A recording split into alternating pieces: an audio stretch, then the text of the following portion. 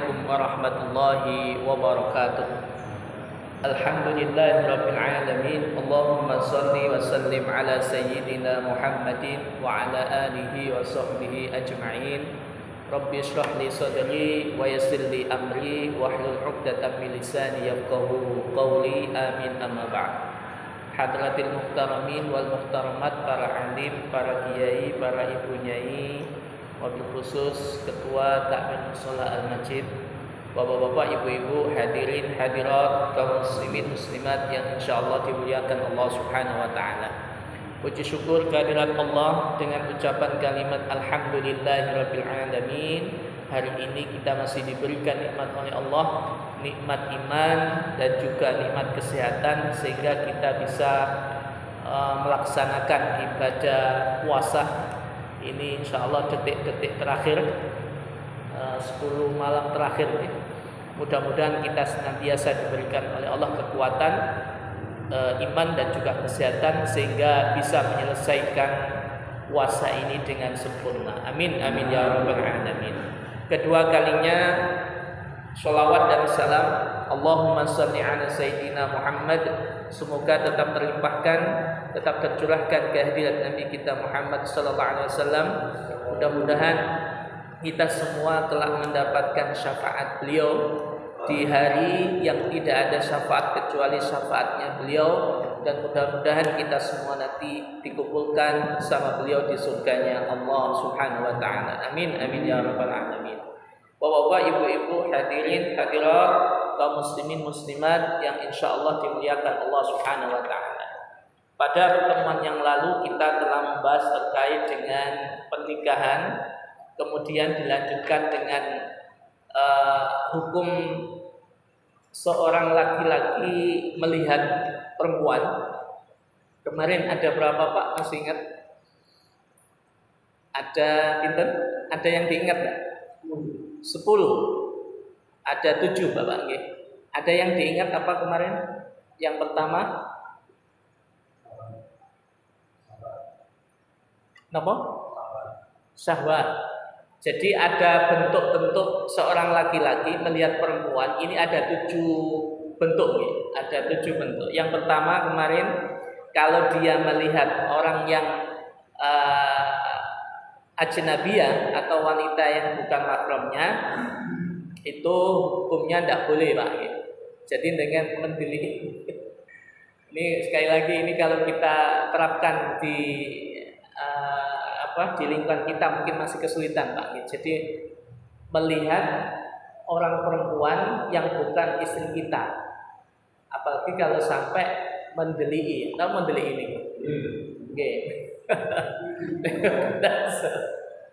Itu yang pertama nih. Jadi tidak boleh. Kalau hanya sekilas itu masih diperbolehkan. Tapi kalau sampai mendeliki, apalagi sampai digoda, sampai menggodanya, ini yang tidak diperbolehkan. Ini yang pertama. Kemudian yang kedua, melihat kepada istri atau budak perempuan, ini boleh kita melihat selain farjinya Pak.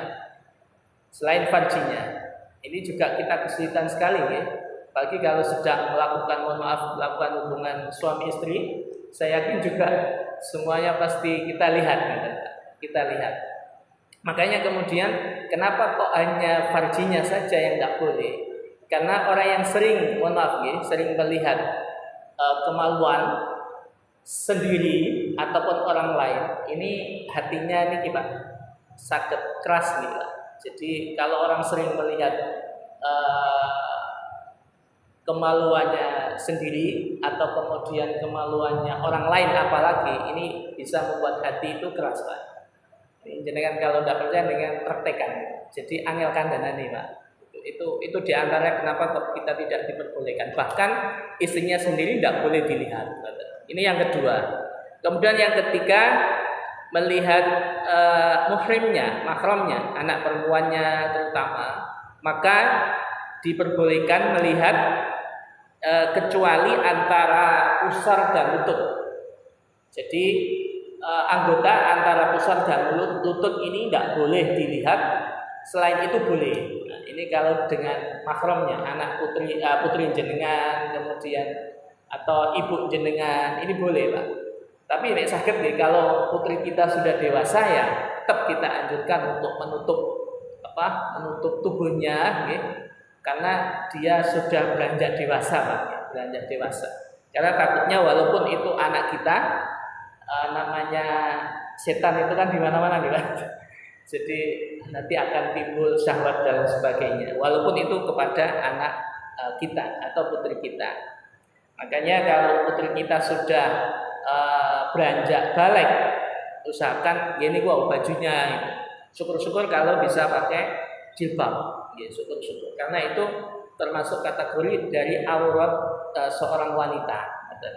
Itu yang kedua. Kemudian yang ketiga, itu yang ketiga. Yang keempat, melihat dalam rangka menikah. Kemarin boleh melihat dua tempat. Yang pertama adalah wajah, yang kedua adalah telapak tangan. Lah wajah ini menunjukkan, jadi nih kita mau nikah itu cukup lihat wajah dan telapak tangan. Wajah ini menunjukkan kecantikan. Jadi dari wajah saja itu sudah diketahui kecantikan seorang wanita. Kemudian yang kedua adalah telapak tangan. Nah, telapak tangan ini ada filosofinya nih. Ada yang mengatakan ini menunjukkan khusubatul mar'ah. Apa itu? Kesuburan seorang wanita. Yang kedua, kehalusan kulitnya. Jadi dari sini saja sudah diketahui, Pak. Dalam keterangan yang lain itu malah kita dianjurkan oleh Rasulullah untuk melihat dua tempat lagi. Dua tempat lagi, bukan melihat ya, kita mengutus orang lain untuk melihat dia. Karena ada dua cara kita itu melamar atau melihat seorang wanita yang kita inginkan. Yang pertama dengan melihat sendiri, yang kedua dengan mengutus orang lain.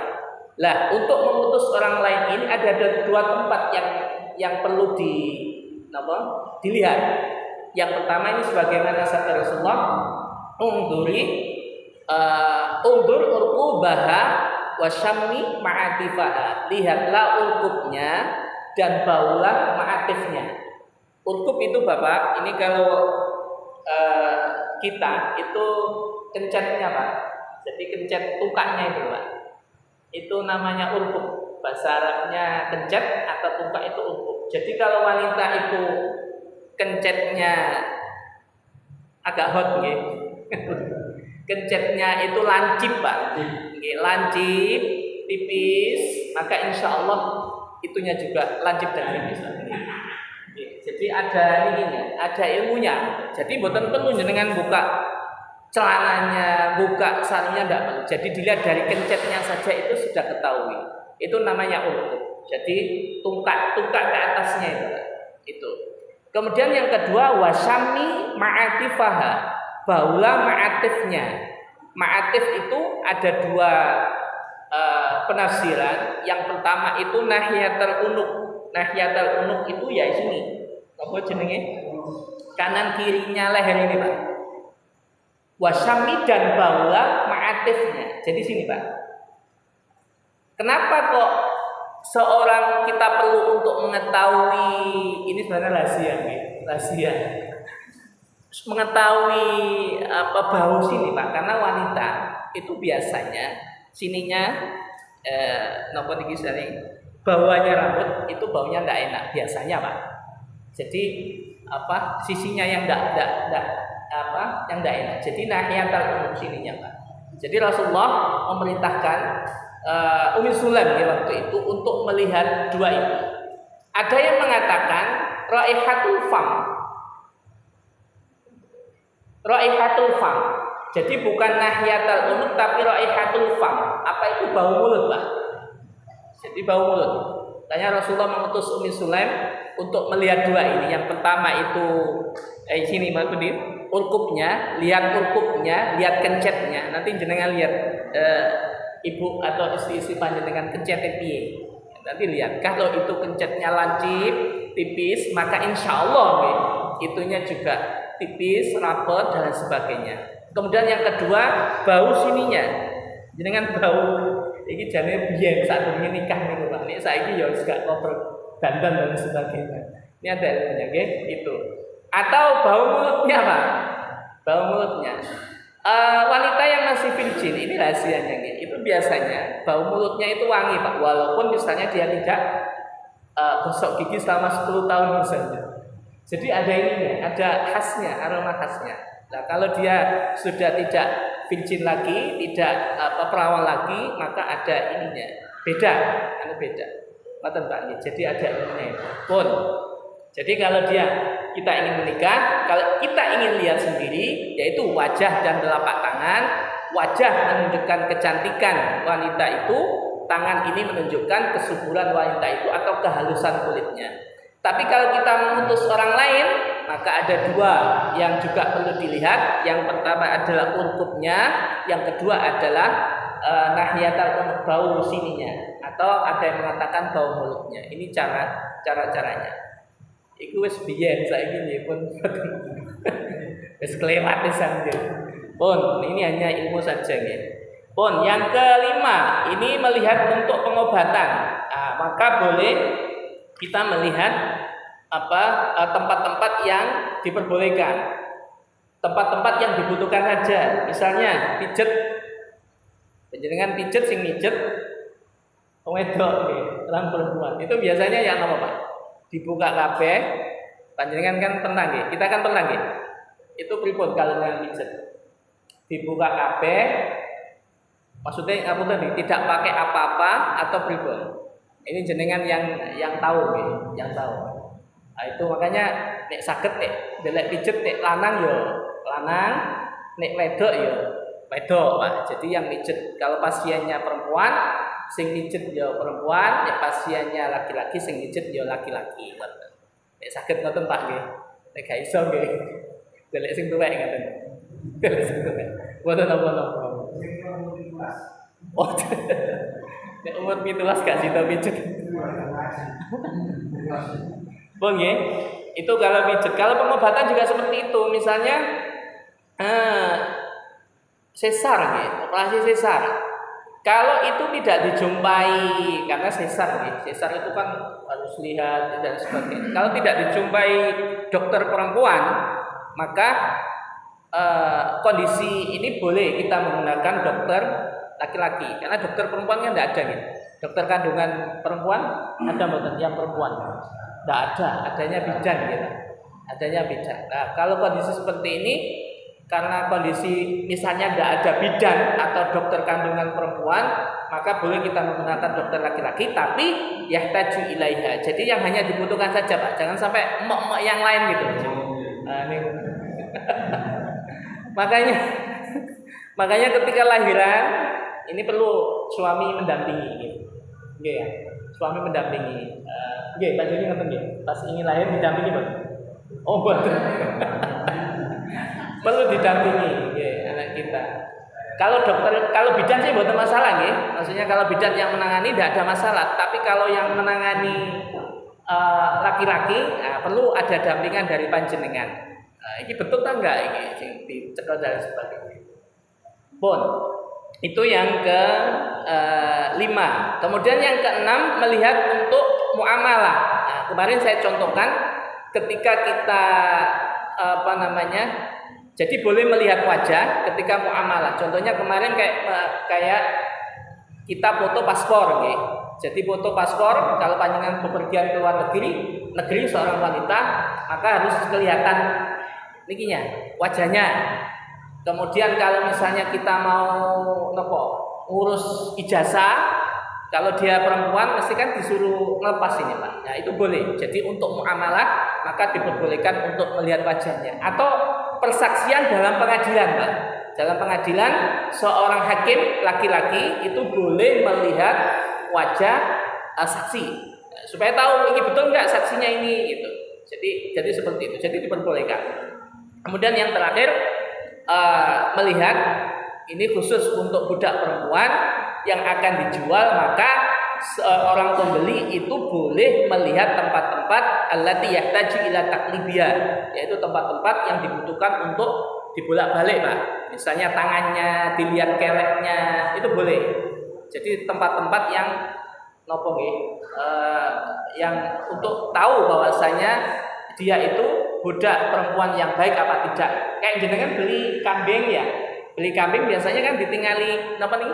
Giginya sudah poil apa belum, kemudian dilihat apa lagi Pak? Kalau beli sapi kita apa nih? Biasanya jenengan? Kenapa? Nggak pernah beli sapi ya? Kenapa biasanya? Lagi gigi kan ya?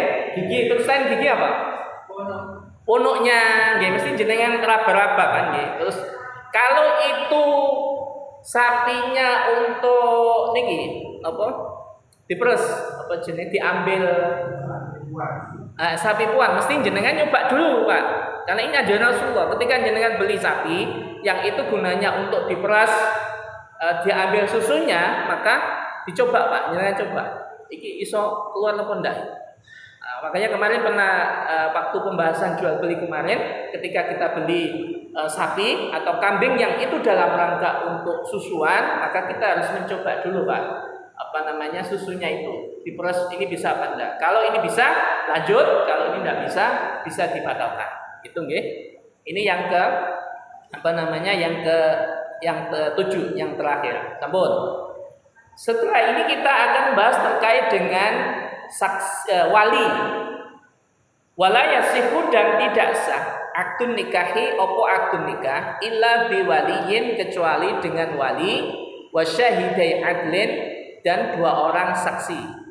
Rukun pernikahan itu yang pertama ada suami, ada istri, ada wali, ada 2 orang saksi, kemudian ada sigot ijab kabul niku Pak. Oke, saya ulangi lagi nggih. Yang pertama apa tadi? Suami, terus istri, wali nggih, wali, terus saksi, terus sigot atau ijab kabul niku Pak. Ini harus terpenuhi. Kalau itu salah satunya tidak terpenuhi, maka pernikahan tidak sah. Makanya penting Pak, wali dalam pernikahan. Lah wali itu siapa? Nanti ada penjelasannya. Yang pertama adalah ayah. Setelah ayah, misalnya ayah tidak ada, abul ab, bapaknya ayah. Berarti siapa? Balanang atau bapaknya bapak. Kalau misalnya bapaknya bapak itu tidak ada, berarti bapaknya bapak kalau ada. Jadi jalur ayah ini ke atas. Itu yang pertama. Ini ada beberapa kasus yang terjadi Pak. Dan ini juga pembelajaran untuk kita semua. Apapun aktivitas kita, apapun yang kita kerjakan, usahakan dapat ridho orang tua. Ini penting ya. Karena kawan-kawan saya, mohon maaf ya, ada beberapa kawan saya itu yang menikah yang tidak dapat izin dari kedua orang tuanya di Mesir ya. Bermasalah. Jadi pernikahannya itu bermasalah. Yang pertama, mohon maaf ya, keguguran. Kemudian yang ketiga pisah. Ya. Jadi ada efeknya, ada efek. Makanya dalam kegiatan apapun, dalam tugas apapun, usahakan orang tua wajib untuk kita izini, wajib minta ridhonya Pak. Ini penting sangat karena ini dasar fondasi utama dalam pernikahan. Khawatirnya apa? Siapapun kita, coba dengan lihat kawan atau sahabat atau siapa yang ketika menikah kok tidak ada izin dari orang tuanya, mesti ada permasalahan di situ. Coba dengan lihat Pak, mesti ada itu. Makanya sangat penting. Loh, bagaimana kalau misalkan orang tua kita sudah meninggal, apa yang harus kita lakukan? Nah, Pak, misalkan orang tua kita sudah meninggal, apa yang harus kita lakukan?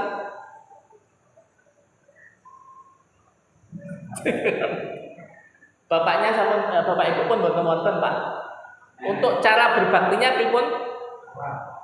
Napa? Duha. Oh, doa, nggih, betul. Apalagi Pak? Ini penting. Gak tahu mendoakan orang tua gitu. Napa Pak? Ayo Pak. Satu berdoa, apalagi?